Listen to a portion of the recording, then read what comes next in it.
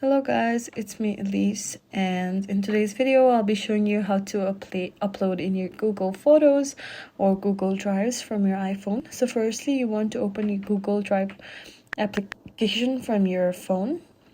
Once you've opened it, then you can click on the bottom right files option. Once you click on it, this message will pop up on your screen and you should click on upload file. After you upload your file, it will redirect you to your images application on photos and videos, and you can click on the section where you want to select the video from or photo from. I have clicked on Pinterest and I will select a photo from this. You can select multiple photos or just select one. I've only selected one in this tutorial.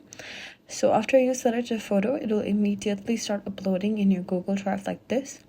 And once the upload is complete, then it will be available in your My Drive page. And this is how you upload a picture in your Google Drive. Thank you for watching this videos, and if you have any comments or suggestions, please put it down in the comment box. It's me, Elise, and see you next time. Thank you.